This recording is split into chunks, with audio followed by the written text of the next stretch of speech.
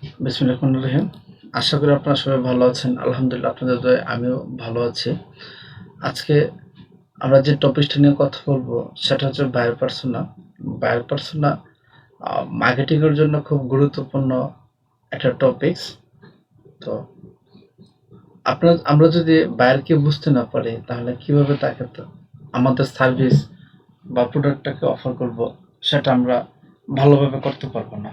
এটা লিখেছি আমাদের থেকে যাবে। আমরা যদি আমাদের বায়ারকে ভালোভাবে অ্যানালাইসিস করতে পারি, তার প্রবলেমগুলো বুঝতে পারি, তার কি দরকার সেটা বুঝতে পারি, সে কোথায় কি করে, কোথায় তার অ্যাক্টিভিটিসটা বেশি দিচ্ছে, এগুলো যদি আমরা ক্যাচমেন্ট করতে পারি, তার লক্ষ্য বা উদ্দেশ্যটা কি সেটা যদি বুঝতে পারি, তার টোটাল ব্যাকগ্রাউন্ডটা যদি আমরা অ্যানালাইসিস করতে পারি, তাহলে আমরা সহজে আমাদের পণ্য বা সার্ভিসের পণ্য বা সার্ভিসটা তার সামনে তুলে ধরতে পারবো এবং সেটা কনজিউম করবে।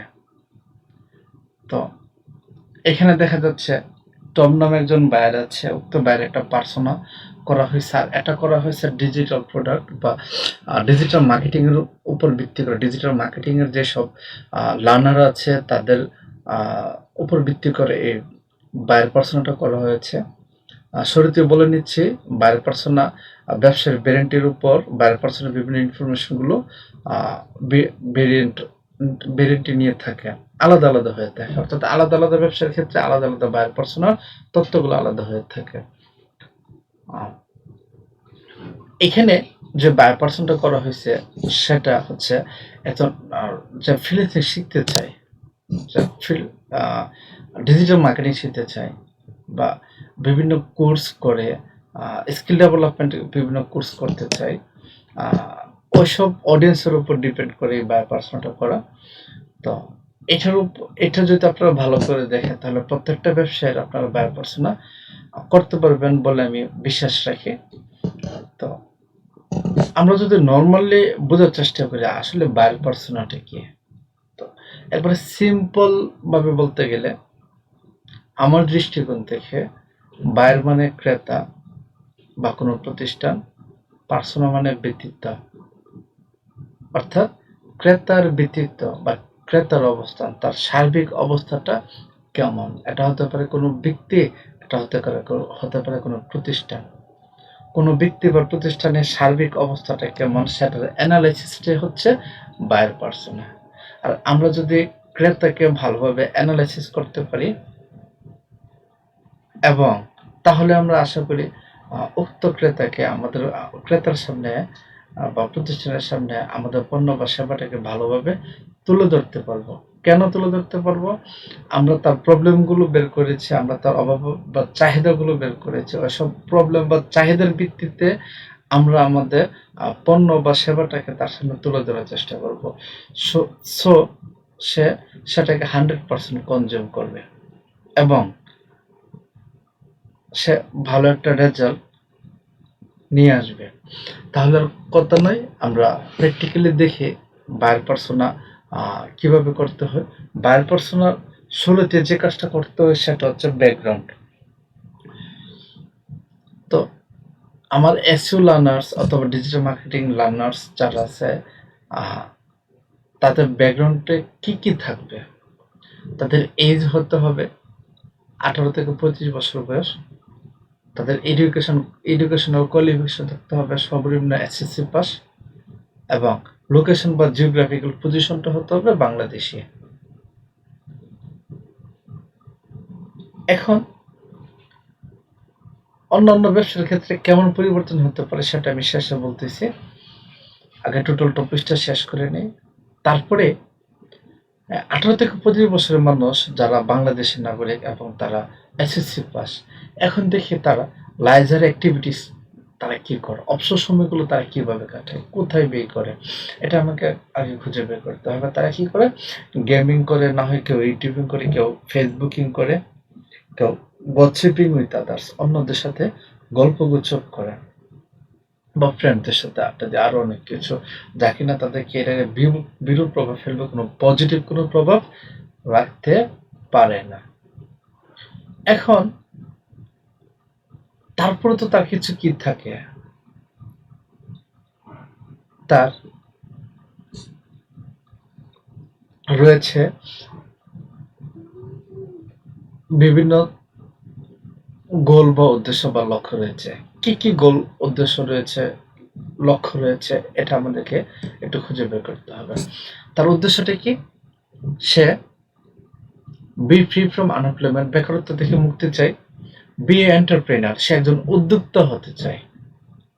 দেন বিল্ড এ ব্রাইট ফিউচার, সে একটা সুন্দর ভবিষ্যৎ নির্মাণ করতে চায়। এখন সে বাংলাদেশের নাগরিক, 18 থেকে 25 বছর বয়স, তার বয়স, এসএসসি পাস। বিভিন্ন অবসর সময়গুলো সে ক্যারিয়ারে পজিটিভ প্রভাব ফেলবে এমন কোনো কাজ করে না। যে অবসর সময়গুলোতে যে অবসর সময়টা যেভাবে কাটায়, প্রত্যেকটা কর্মকাণ্ড তার ক্যারিয়ারে নেগেটিভ প্রভাব ফেলতেছে। বাট তারপরে কিন্তু তার সুন্দর একটা লক্ষ্য বা কিছু উদ্দেশ্য রয়েছে। আমাদেরকে অবশ্যই তার লক্ষ্য উদ্দেশ্যের প্রতি সম্মান জানাতে হয়। তার এত লক্ষ্য উদ্দেশ্য থাকা সত্ত্বেও তার কিছু নিডস, অর্থাৎ অভাব বা চাহিদা রয়েছে। আমাদেরকে খুঁজে বের করতে হবে আমাদের যারা টার্গেটেড অডিয়েন্স আছে তাদের অভাব বা চাহিদাটা কি। অভাব বা চাহিদাটা হচ্ছে স্কিল ডেভেলপমেন্ট। তার ভালো স্কিল নেই, এই স্কিলের অভাবটা তার রয়েছে। যদিও কারো কারো স্কিল আছে, বাট সেটা এক্সপার্ট লেভেলের না, মিডিয়াম স্কিল, যার জন্য সে ভালো কিছু করতে পারতেছে না। সে এটার চাহিদায় ভুগতেছে। প্রপার মেন্টরিং এর অভাব রয়েছে তার মধ্যে। সে ভালো মেন্টরিং পাচ্ছে না, সঠিক গাইডলাইন পাচ্ছে না। যেহেতু সঠিক গাইডলাইনের অভাবে স্কিল লেভেলটা এক্সপার্ট লেভেলের না, স্কিল ডেভেলপমেন্টটা তার এক্সপার্ট লেভেলের হয় নাই, মিডিয়াম লেভেলের মধ্যে রয়ে গেছে। সো তার জবের অভাব রয়েছে বা প্রজেক্টের অভাব রয়েছে। এখন তার এসব অভাব বা চাহিদার পরে আমরা চিন্তা করব তার প্রবলেমস গুলো কি কি, তার কি কি প্রবলেমস আছে বা ব্যারিয়ার্স আছে। তার প্রবলেমগুলো হচ্ছে আনএমপ্লয়মেন্ট, সে একজন বেকার। 2, তার ফাইন্যান্সিয়াল প্রবলেম রয়েছে, যেহেতু বেকার অবশ্যই সেই ফাইন্যান্সিয়াল প্রবলেমটা থাকবে। ফাইন্যান্সিয়াল প্রবলেমের কারণে তার ফ্যামিলি ডিপ্রাইভেশনে ভুগতেছে, পারিবারিক বঞ্চনার শিকার। দেন সবচেয়ে মারাত্মক যেটা, সেটা হচ্ছে সোশ্যাল ডিসরেসপেক্ট, সামাজিক অমর্যাদা। সে সামাজিক অমর্যাদায় ভুগতেছে বা সামাজিক সম্মানহীনতায় ভুগতেছে। সর্বোপরি তার, সে যেহেতু বেকার, তার ফাইন্যান্সিয়াল প্রবলেম রয়েছে, পারিবারিক বঞ্চনার শিকার, সামাজিক মর্যাদাহীনতায় ভুগতেছে। এত কিছুর পরে সে 100% ফ্রাস্ট্রেশনে ভুগতেছে, সে হতাশাগ্রস্ত। এই ক্ষেত্রে ক্যারিয়ার পয়েন্ট আইটি ইনস্টিটিউট মনে করতেছে, যেহেতু আমার টার্গেটেড অডিয়েন্স 18 থেকে 35 বছরের বয়স মধ্যে রয়েছে, সে এসএসসি পাস এবং বাংলাদেশের নাগরিক, তার হাতে যথেষ্ট পরিমাণ সময় আছে, বাট সেটা প্রপার ইউটিলাইজ করতে পারতেছে না।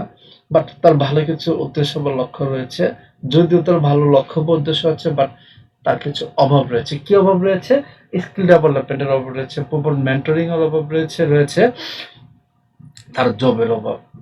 এগুলো কেন আছে? তার কিছু প্রবলেম আছে। কি কি প্রবলেম আছে? এত কিছুর পরেও এগুলোর জন্য, যেহেতু তার কোনো স্কিল নেই, তার কোনো জব নেই, যেহেতু তার ভালো মেন্টরিং নেই, তার স্কিল ডেভেলপমেন্ট করতে পারে না, যেহেতু স্কিল ডেভেলপমেন্ট করতে পারে না, তার জব নেই, যেহেতু তার জব নেই, অবশ্যই তার অনেক প্রবলেম থাকবে। কি কি প্রবলেম থাকবে? সে একজন বেকার হিসাবে স্বীকৃতি পাবে, তার ফাইন্যান্সিয়াল কোনো সাপোর্ট থাকবে না, ফাইন্যান্সিয়াল প্রবলেম থাকবে। যেহেতু একজন বেকার বা ফাইন্যান্সিয়াল প্রবলেম আছে, তার পারিবারিক বঞ্চনা বা অবক্ষয় অবশ্যই তার থাকবে। পারিবারিকভাবে সে ওইরকম একটা ভ্যালু পাচ্ছে না। সর্বোপরি সে সমাজ থেকে তিরস্কারের সম্মুখীন হতে হচ্ছে, তিরস্কার পাচ্ছে, এবং অল সে ফ্রাস্ট্রেশনে ভুগতেছে। এক্ষেত্রে টার্নিং পয়েন্ট আইটি ইনস্টিটিউট মনে করতেছে, টার্নিং পয়েন্ট আইটি ইনস্টিটিউট তাকে প্রপার মেন্টরিং এর মাধ্যমে স্কিল ডেভেলপমেন্টকে এক্সপার্ট লেভেলে নিয়ে যখন তাকে 100% এক্সপার্ট হিসেবে তৈরি করবে, তখন অটোমেটিক্যালি মার্কেট প্লেসে বা জব সেক্টরে তার একটা চাহিদা তৈরি হবে। আর যখন প্রপার স্কিল ডেভেলপমেন্ট করবে, অবশ্যই মার্কেট প্লেসে তার চাহিদা তৈরি হবে। অটোমেটিক্যালি সে আর বেকার থাকবে না, তার যখন জব থাকবে সে বেকার থাকবে না, তার ফাইন্যান্সিয়াল প্রবলেমগুলো দূর হয়ে যাবে। তখন সে পারিবারিকভাবে সে গ্রহণযোগ্যতা পাবে। যেহেতু বেকার থাকবে না এবং আর্থিক সচ্ছলতা ফিরে আসবে, সেহেতু তার সামাজিক যে মর্যাদাহীনতা ভুক্ত সেটা দূর হয়ে যাবে। সামাজিকভাবে সে নিজেকে দাঁড় করাতে পারবে, সামাজিক গ্রহণযোগ্যতা অর্জন করবে, সর্বোপরি সে হতাশা মুক্ত মানুষ হিসেবে নিজেকে দাঁড় করাতে পারবে। যখন তার বেকারত্ব থাকবে না, আর্থিক সলভেন্সি চলে আসবে, সামাজিক গ্রহণযোগ্যতা বেড়ে যাবে, হতাশা থেকে নিজেকে মুক্ত করতে পারবে, তখন সে তার যে গোল সেট আপটা 100% গোল সেট আপটা করতে পারবে। গোল সেট আপটা কি করবে? সে একজন এন্টারপ্রেনার হতে পারবে। এন্টারপ্রেনার হওয়ার পর সে কি করবে? তার একটা উজ্জ্বল ভবিষ্যৎ সে নির্মাণ করতে পারবে। এই ছিল মূলত ডিজিটাল মার্কেটিং লার্নার্স বা এসইও লার্নার্স এর ক্ষেত্রে বাইরের পার্সোনা। এটা আবারও বলতেছি, ব্যবসার ভিন্নতার উপর বাইরের পার্সোনা তত্ত্বগুলো ভিন্ন ভিন্ন হয়ে থাকে।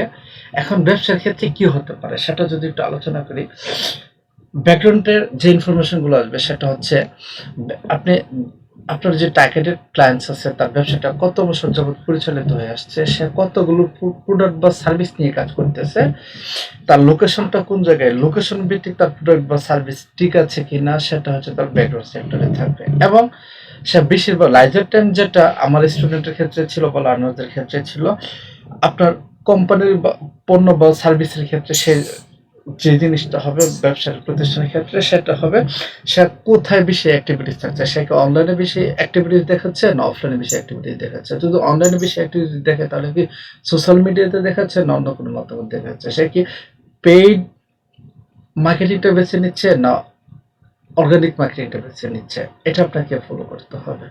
দেন আপনাকে বুঝতে হবে সে পেইড মার্কেটিং বেছে নেক আর ফ্রি মার্কেটিং করুক বা অর্গানিক মার্কেটিং করুক, তার কি কি নিডস বা তার কি অভাব আছে মার্কেটিং সেক্টরের ক্ষেত্রে, তার যে সব যে উইকনেস গুলো আছে, দুর্বলতাগুলো আছে, দুর্বলতাগুলো আপনাকে খুঁজে বের করতে হবে। দেন বুঝতে হবে তার আরো ব্যবসায় কিছু প্রবলেম আছে, তার আর্থিক সলভেন্সিটা কেমন সেটা আপনাকে খুঁজে বের করতে হবে, যেটা ব্যাকগ্রাউন্ডের ভিতরে পড়ে। তারপরে বুঝতে হবে আপনাকে তার এমপ্লয়ি কেমন আছে। সর্বোপরি এই ব্যাপারগুলোর সম্মিলিত রূপ হচ্ছে বা তার লক্ষ্য বা উদ্দেশ্যটা কি, সে 1 বছর বা 2 বছর বা 6 মাসের ভিতরে তার গোল সেট আপটা কি করছে সেটাকে আপনাকে বুঝতে হবে, বা ব্যবসাটা দেখে আপনাকে বুঝে নিতে হবে 1 বছরের ভিতরে এটা কোন লেভেলে যেতে পারে, তার লেভেলিংটা কেমন হতে পারে, আপ হবে না ডাউন হবে, সেটা আপনাকে ক্যাচ করতে হবে। এইসব তো সম্মিলিত রূপই হচ্ছে মূলত বায়ার পার্সোনা। আশা করি আজকের এই টিউটোরিয়ালটার পর আপনারা যে কোনো প্রতিষ্ঠানের জন্য বায়ার পার্সোনা তৈরি করতে পারবেন। আর যদি সেটা পারেন শুরু থেকে শেষ পর্যন্ত দেখেন, আমার বিশ্বাস অবশ্যই যে কোনো প্রতিষ্ঠানের ক্ষেত্রে বায়ার পার্সোনা তৈরি করতে পারবে। আর যদি আপনি এই কাজটা করতে পারেন তাহলে আজকে আমার এই টিউটোরিয়ালটা সার্থক। আশা করি সবাই পাশে থাকবেন, শুরু থেকে শেষ পর্যন্ত টিউটোরিয়ালটা দেখবেন। ধন্যবাদ সবাইকে।